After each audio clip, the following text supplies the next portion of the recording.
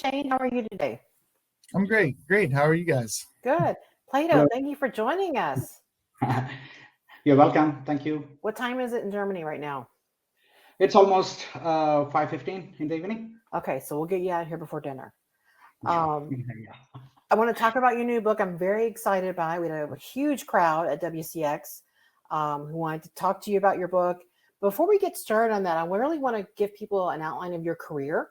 When you and I first began discussing authoring a book and what that looked like, one thing that really stood out to me was the fact that you've been working at ADAS since 2007. So can you kind of walk us through your career on that? Sure. So I started as a software developer in India in one of the engineering service organizations who has been supporting different vehicle manufacturers as well as in the automotive side as well as in the avionics domain.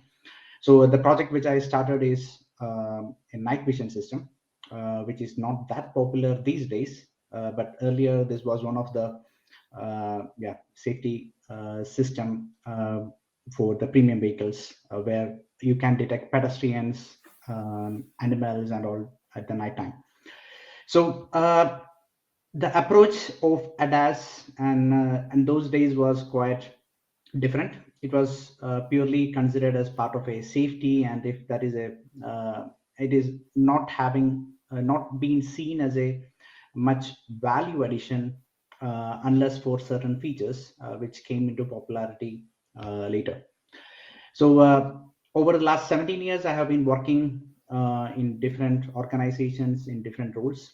Out of that, mostly in the area of ADAS and automated driving.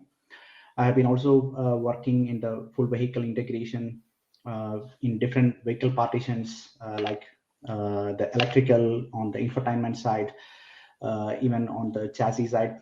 So the advantage what I had working in these different domains or different partitions of the vehicle is getting a full overview about how the vehicle operates internally.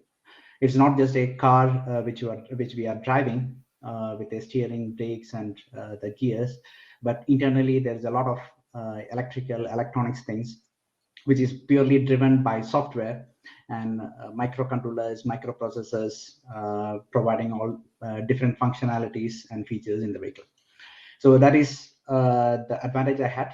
Moreover, I was also able to work in different tiers of the automotive industry, starting from vehicle manufacturer, the tier 1 suppliers on the system level, then going into the tier 2 and even the engineering service providers who act as the skill set behind all integration in many organizations. So it gave me a good exposure, and just seeing from 10-15 years back to what we have right now in the ADAS and automated driving scenario, there are quite a lot of changes what we can recognize. Maybe the first thing is the vehicle program timing is quite short these days.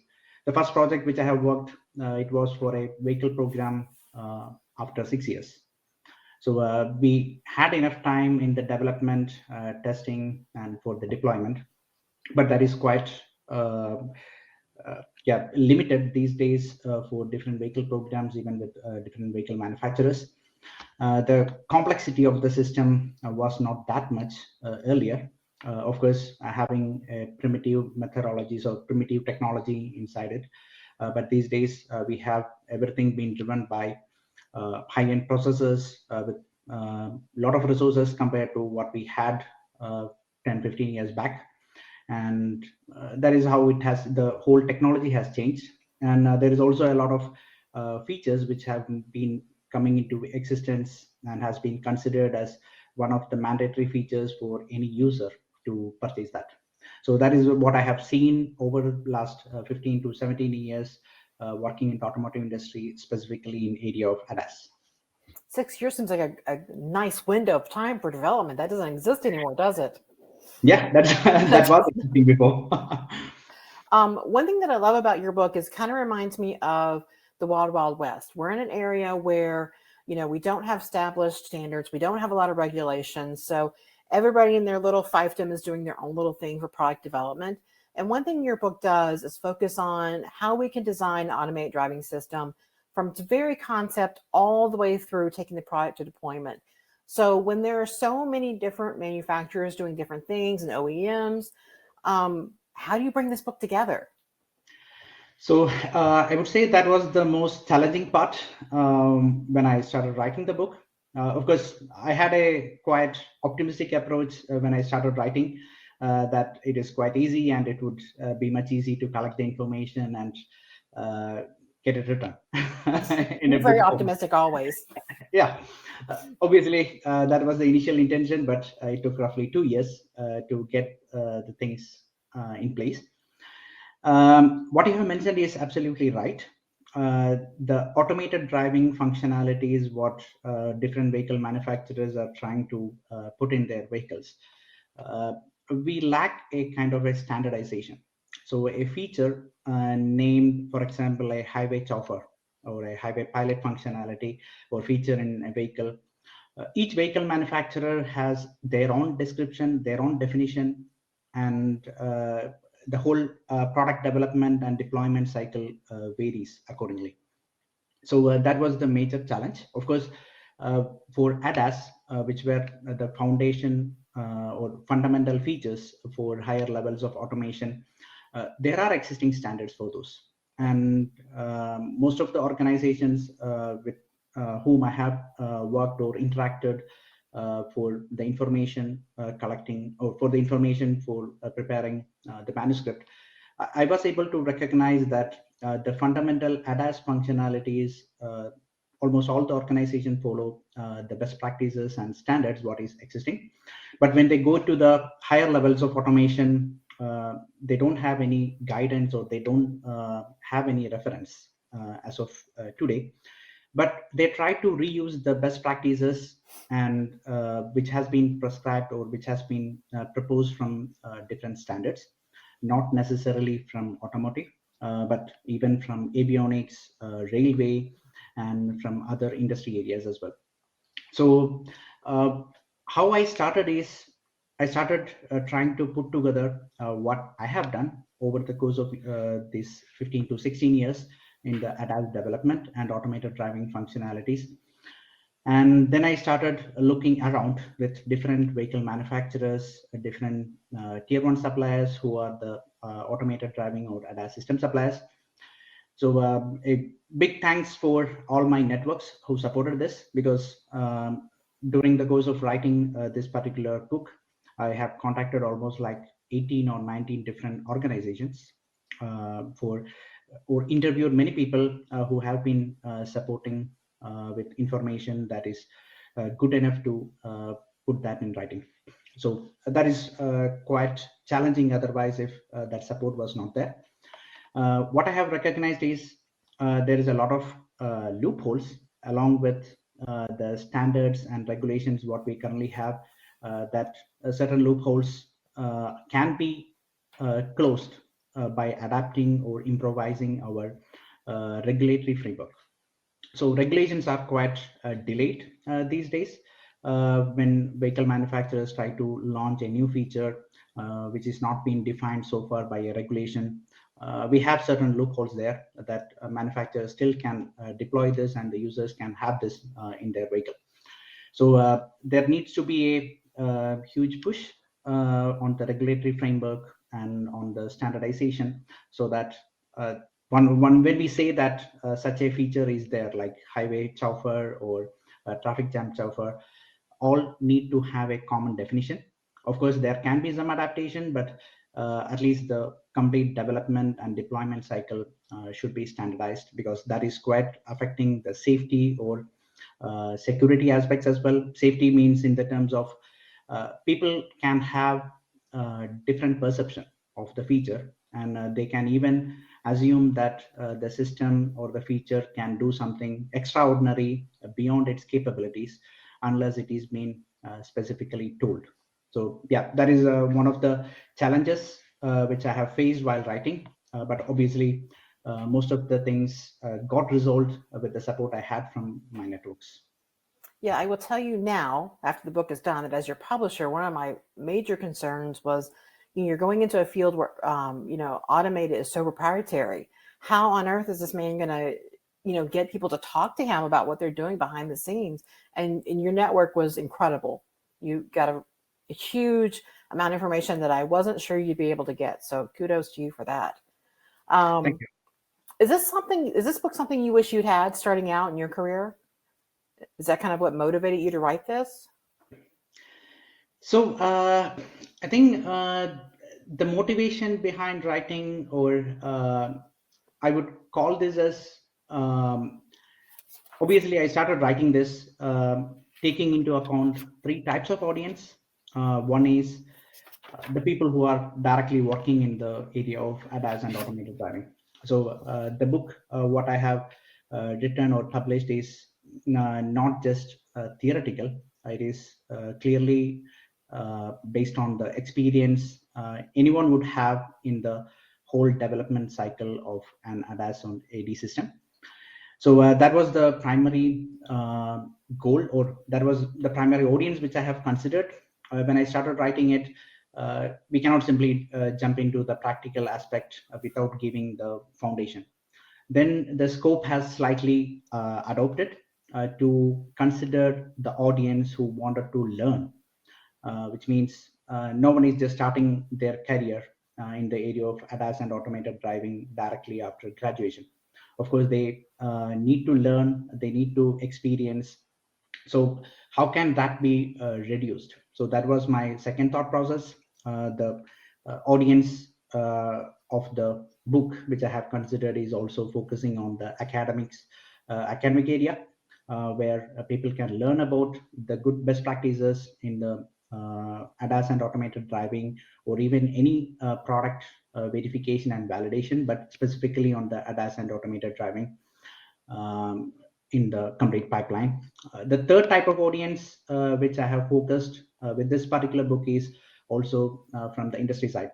So just think in the perspective that someone is already working in the ADAS and automated driving area, and suddenly he's having trouble with some of the issues in the development or during the testing.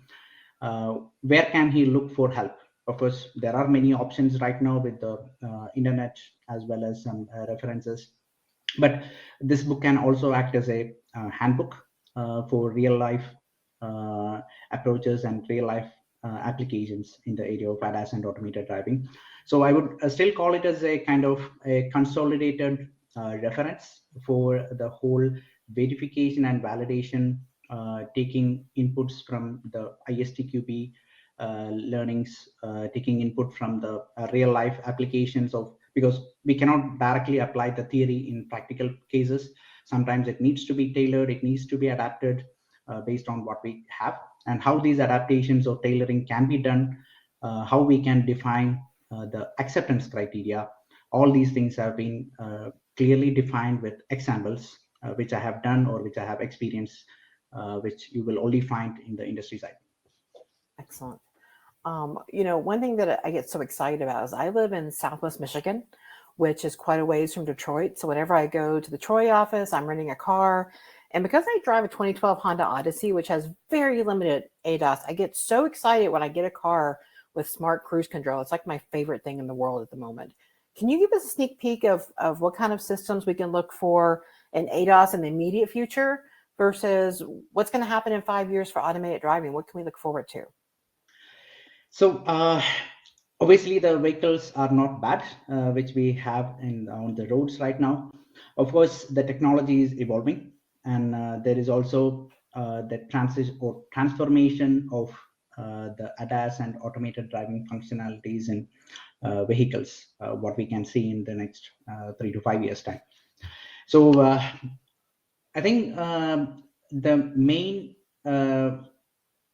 effect of this transformation, what we can see in the coming years, is more and more ADAS functionalities or ADAS features will be given to the customer as a default system in the vehicle, because there is a strong push from the regulation and the standardization of the vehicle deployment.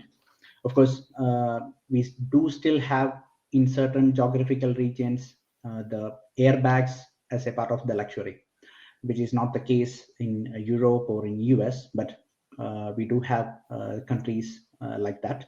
On the other hand, in Europe, we have a mandatory regulation to have the traffic sign recognition, the automatic emergency braking to be mandatory for a vehicle launch or vehicle deployment. So we have both extremes, but of course, we can see the transformation to have more ADAS functionalities coming into the vehicle driven from the regulatory framework.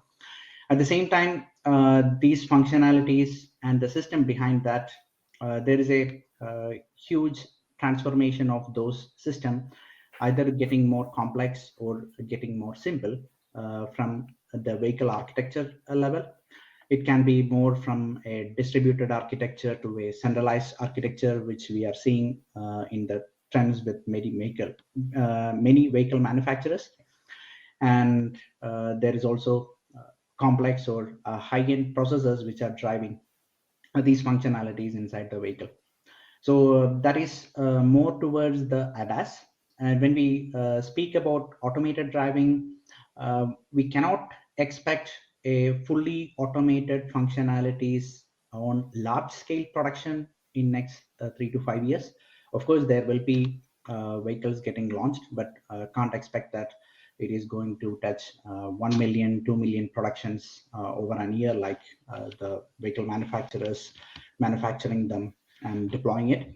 On the other hand, there will be features which will be more advanced, like integrating the ADAS together with certain infotainment functionalities of like navigation, where a speaker or where the user or the driver can just speak a destination and the vehicle will detect it, map the route and take the vehicle to a particular destination which the driver want to be there. So those type of functionalities many vehicle manufacturers are planning and is expected to get launched in next 2 to 3 years time.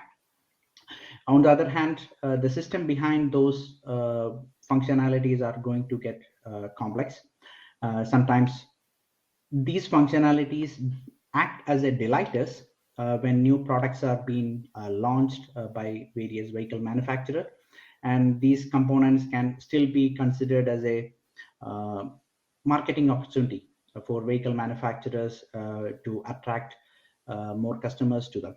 So this is how it is going to evolve, but obviously the expectation is to have more ADAS functionalities and the technology being available to the common man, so that the safety is same for all, and it can also extend to the geographical regions where we have to consider it as a luxury to have the fundamental safety features in the vehicle. So that those things needs to be changed by means of regulation and by the adaptation of standards and deployment on those regions. Excellent. You know, right now I'm working on a book on diagnostic communication, and it seems like that's going to be more important than ever before as we get into these advances. You know, we have to know what's the car thinking. Can you tell us what you're driving these days and what you're experiencing that you enjoy? So I drive a BMW X4. Of course, I do have, except the remote parking, almost all the ADAS functionalities which BMW has launched for BMW X4. Obviously, it is a good car. The features are quite stable, and of course, I have been enjoying using it. It's more kind of a comfort and safety, which I have been mostly focusing on, especially the adaptive cruise control, the traffic sign recognition, and even supporting on different alerts and warnings. So obviously the driving has changed, because I had earlier a vehicle without much ADAS functionalities, but the experience is quite different to have ADAS, and I would assume that this is going to be improved, or to improve the different vehicle manufacturers over the time to have the different functionalities provided to the common people. Excellent. So one more thing before we go, we just signed a contract for your new book. So it's not going to be out for a while, but do you want to give us kind of a sneak preview of what you're working on and how you're utilizing that network again? So yes, of course, I signed a new publishing contract. This is for my second book, which is also for ADAS and automated driving, but more towards systems engineering. The main background or thinking about writing such a book is just wanted to get the people understand what systems engineering is and how they can directly apply that in the day-to-day activities. So there are many systems engineering courses, many systems engineering book in the market, but it is more associated with theory, and very few have been speaking purely about the practical applications there. So again, thinking about the ADAS and automated driving, which is quite complex area, application of systems engineering tools, methods with examples, obviously it is going to help people a lot, because it's a complex system, and this will be a good input for many people who are working in the ADAS and automated driving, as well as from the academic side, where people wanted to learn and how they can the system, what system engineering is, and how they can apply systems engineering in such a complex system. So that is the whole background about the new I feel like book. saying, is that all? Is that all the book's going to do? Because that's an awful lot. Not exactly. It's also covering some new technology areas, like the digital twin, which is more focused towards how systems engineering is utilizing digital twin for simulation, the concept evaluation, and also for validation part. And this is also speaking about software-defined vehicles and software-defined systems. Of course, we have been hearing about software-defined vehicles from some time in the market, but right now we are in the phase of software-defined systems.